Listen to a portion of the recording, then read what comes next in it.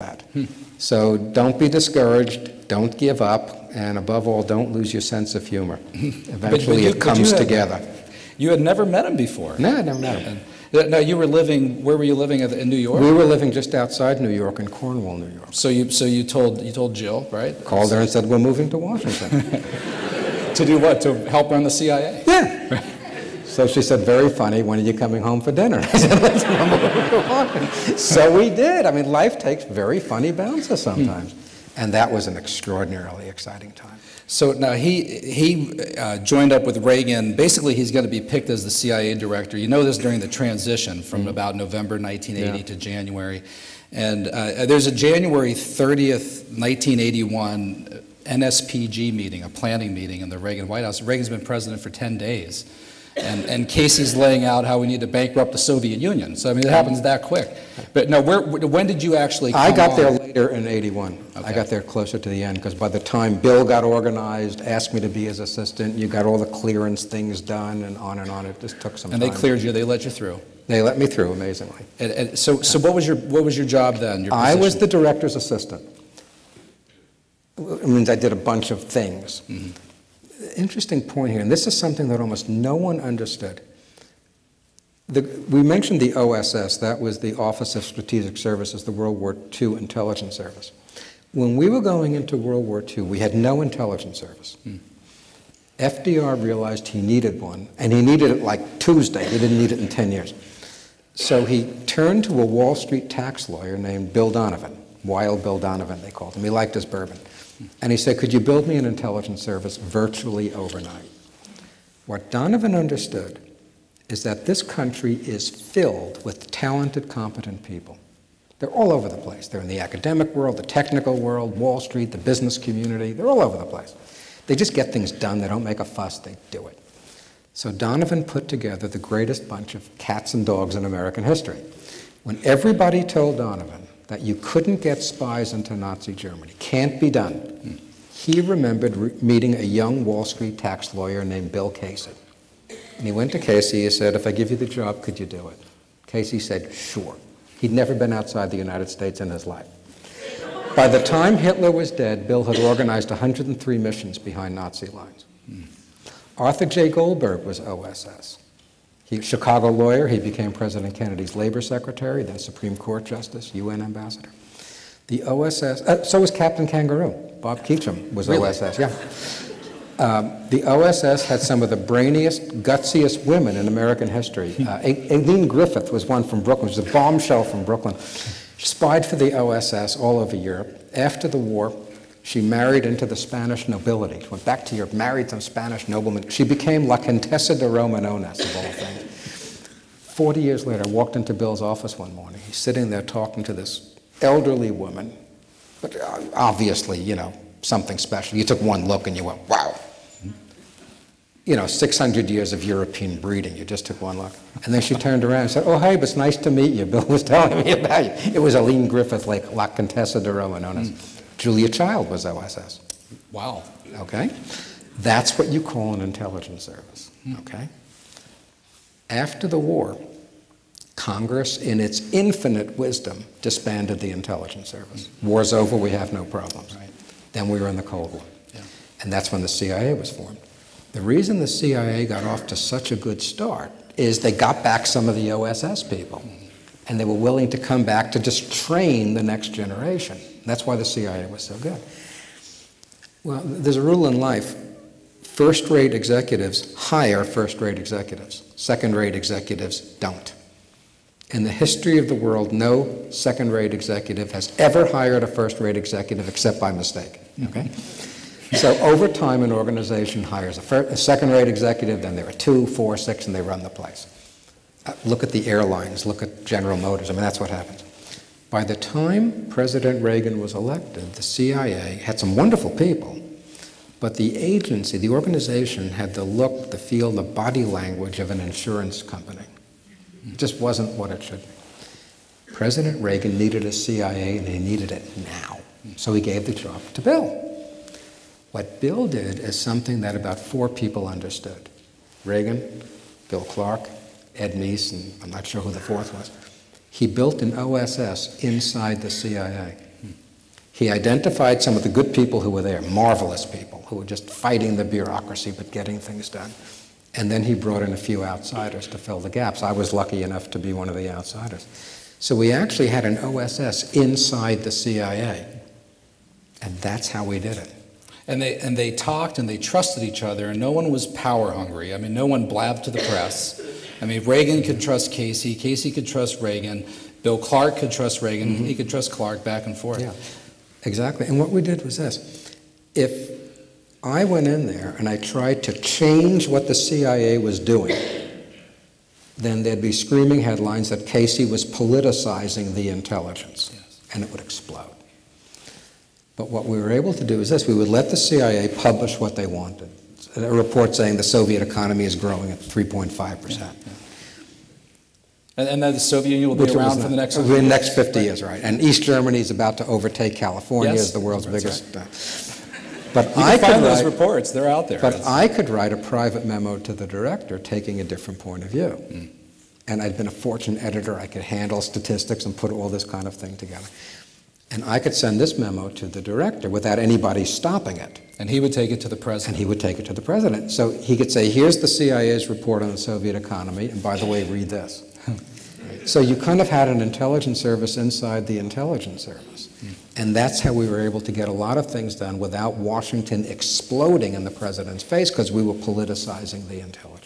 Now, Bill Clark, who ran the National Security Council, said that every morning, that was starting in 1982, that he ran the NSC, every morning at 5 a.m., you guys would deliver by courier the PDB, the Presidential Daily Intelligence Brief. And that had all the information on economics and on what was happening in Poland, and that Casey and Clark made sure that Reagan knew how weak the Soviets really were and what was going on in Poland. Yeah, that was my job. I had written things for Fortune which argue that the Soviet economy was in much worse shape than anybody thought. Which went against what all the academic Sovietologists at the major universities were arguing. Actually, I can tell you an interesting story about this. In those days, we didn't have personal computers. This was the 1970s. The CIA had computing power. And they had built an econometric model of the Soviet economy. And it was called SOVMOD, S-O-V-M-O-D. And it was sort of mythical. You couldn't argue with SOVMOD. Nobody else had this computing power. And SOVMOD said the Soviet economy is growing at over 3%. So if you wrote something that said that's a lot of nonsense, you were up against SOVMOD. Anyway, now we were on the inside. Bill was there, I was there, I had all the clearances. So I was sitting with Bill in an office, and he had chairs just like this, wing chairs, they're actually blue wing chairs. And I said, hey, Bill, I'm going to meet with the SOVMOD people this afternoon and see what that thing is. He said, oh, great, come back and tell me what you find. I've been curious myself. So I met with the people at SOVMOD, and I said, what's this thing? How does it work? Talk to me. And they said, well, look, we start off with the official statistic that the Soviets publish about their economic growth, which we know is nonsense. Yeah, it's made. We know it's nonsense. Yeah, we start with that. Yeah. It's inflated three or four times. And then they went through this long explanation of how they massage it, and they go all the algorithms and the whole thing. And I was completely lost. I had no idea what they were saying. And I remember sitting in my office that afternoon thinking, I can't go into Bill and tell him I don't understand. This will kill me. You can't do that with Bill. So I made another appointment the next day. I went back. I said, guys, take me through this a second time. I'm not getting this. The second time, I picked up something I had missed the first time. First time, I got the point. They started with the number we knew to be phony. What I realized the second time is that when they did everything to the number and all the algorithms and these punch cards would come slamming into slots and disk drives were spinning, the whole thing, when the number came out the other end, it was the same number. How could that be? Wow. Yeah, it can't be true. The whole thing was, you should pardon the expression, a Potemkin village. It was nonsense. Yes. It was absolute nonsense. And once we knew that, I knew we were on safe ground. They didn't have it. This was a fraud. And then I was able to turn the agency to get different kind of information. And you guys are convinced on a number of different fronts. I mean, we'll get to a November 1983 memo that you wrote, and I'll quote that in a few minutes, but a number of different ways you start looking at how to undermine, okay? Tell us about, you guys couldn't call it this openly in the 1980s. It might have launched World War III. But economic warfare. I mean, you declared economic warfare on the Soviets. The pipeline, any example you want to give? Well, look, here's what happened. This is what a lot of people don't understand. Before President Reagan was elected, the objective of every American politician, both political parties, and the objective of every other world leader was the same, to not lose the Cold War. It was understood that the Cold War was sort of a permanent feature of life on Earth, that if you were successful in office, you didn't lose. Or it wasn't too much worse by the time you And the Soviet Union was a permanent feature. Everything was permanent, right. It would be around. The whole thing was to just keep it from, collapsing. Angry. Yeah, keeping angry. President Reagan said, I don't want to not lose the Cold War. I want to end it. That was different. That was revolutionary. And that's what made Reagan different from everybody. And the difference between playing to not lose and playing to win is enormous, whether you're playing tennis or whether you're playing geopolitics. Different thing completely. That sent a shockwave through the bureaucracy in Washington and through the bureaucracies in London, Paris, Bonn, and everywhere else. It means you go on the offensive. Going on the offensive, right? Suddenly, we were going to end it, not lose it. And the shockwave of that was absolutely staggering. That's what drove the Soviets nuts, because they realized he was playing to win, not playing to not lose. Reagan understood something else. When you're in a fight with somebody, don't play by their rules. Why should you play by their rules? If you attack me with a 4-inch knife, does that mean I can only defend myself with a 4-inch knife? What if I happen to have a gun in my pocket? Right. Blow your brains out. And what are you going to do, complain that that's not fair? Well, you shouldn't have attacked me. So what Reagan did is he realized we had been playing by the Soviet Union's rules. The old expression was, what's theirs is theirs and what's ours is up for grabs. That they could conquer a country, but we couldn't do anything back. There was such a thing as a communist insurgency, but no such thing as an anti-communist insurgency. Those could only go one way, which is toward us. We could engage in arms control talks with them. And as soon as we started arms control talks, the pressure was on us to stop development of new weapons while they kept developing them. And all the rules of the game were designed to make us lose, but make us lose slowly so you didn't realize you were losing. That's what President Reagan set out to change. He said, I'm not going to play by those rules anymore. Well, suddenly, there were 5 anti-communist insurgencies around the world. Now, this is something the Soviets thought couldn't happen, okay? We invaded Grenada. Now, Grenada was a little island in the Caribbean. It produces nutmeg, okay? It's not a big deal, but it's the world's largest producer of nutmeg. But it's the first time we took a piece off the board. Yes. And that terrified them. It wasn't the size of the piece, it was the fact that we did it. You wouldn't let them take Grenada. Wouldn't let them take it. We took it back. Right. We took it back. And easily. Yeah, but remember, their understanding was, once it's theirs, it's theirs. Yes. So it wasn't that we took Grenada, it's, wait a minute, what are you going to take next? And then we stopped arms control talks. And remember, all the people in Washington fainted and said, oh my God, Reagan's an amiable idiot, he's going to blow up the world.